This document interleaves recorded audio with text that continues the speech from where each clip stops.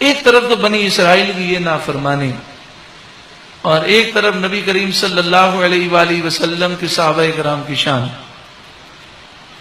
آج کتنے نادان ہیں وہ لوگ جو صحابہ کرام کی بے ادبی کرتے ہیں۔ صحابہ کرام کا کیا مقام و مرتبہ ہے کہ غزوہ بدر کا موقع ہے، نبی کریم صلی اللہ علیہ وآلہ وسلم صحابہ کرام کو لے کر مدینہ شریف سے نکلے ہیں۔ آج بھی بدر کا مقام اتنے جدید روڈ بن گئے اور راستہ شارٹ نکال لیا گیا، پھر بھی بدر شریف کا مقام مدینہ شریف سے 150 کلومیٹر ہے۔ نبی کریم صلی اللہ علیہ وآلہ وسلم صحابہ کرام کو لے کر نکلے ہیں مدینہ شریف سے، اور صحابہ کرام کے سامنے واقعہ کیا تھا، حالات کیسے تھے؟ حالات یہ تھے کہ 8 تلواریں تھیں، 6 لوہے کی جیکٹ تھی، زرہ تھی، 2 گھوڑے تھے، اور 40 افراد کا کافروں کا قافلہ آ رہا تھا شام سے مکے، اس کو روکنا تھا۔ کتنے افراد تھے؟ 40۔ اب 8 تلواروں سے 40 تلواروں کا مقابلہ کرنا تھا۔ صحابہ کرام کی تعداد 313 تھی، لیکن وہ قافلہ مسلمانوں کے ہاتھ نہیں آیا، اور اس قافلے نے خط لکھ دیا مکے میں، اور ابو جہل یہ خط پا کر 1000 کا لشکر لے کر مسلمانوں کے سامنے آ گیا، اور بدر کے مقام پر آ کر وہ بیٹھ گیا اور اس نے مسلمانوں کا راستہ روک لیا۔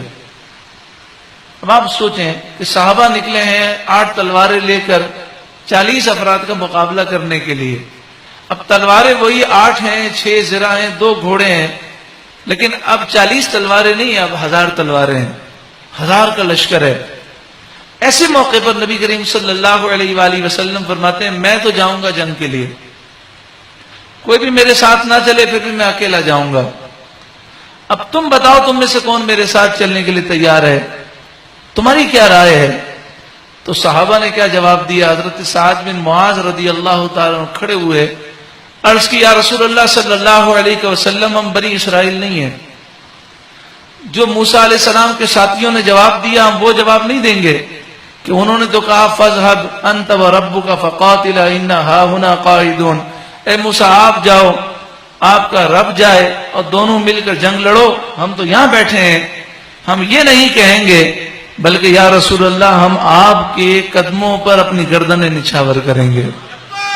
لبیک لبیک لبیک یا رسول اللہ، لبیک لبیک لبیک یا رسول اللہ، لبیک لبیک لبیک یا رسول اللہ۔ انہوں نے کہا یا رسول اللہ ہم آپ کو تنہا نہیں جانے دیں گے، آپ کو تنہا نہیں چھوڑیں گے، ہم آپ کے قدموں پر اپنی جانیں نچھاور کریں گے، ہم آپ کے دائیں طرف اپنی گردنیں نچھاور کریں گے، بائیں طرف، آگے پیچھے، اور یہ تو 1000 کا لشکر ہے، یہ تو کفار قریش ہیں، اگر آپ ہمیں حکم دیں تو کیسر و کسرا پر انہی 8 تلواروں سے حملہ کریں گے، اگر آپ ہمیں حکم دیں تو ہم دریا میں کود جائیں گے، آگ میں کود جائیں گے۔ پیارے آقا صلی اللہ علیہ وسلم مسکرا دیے۔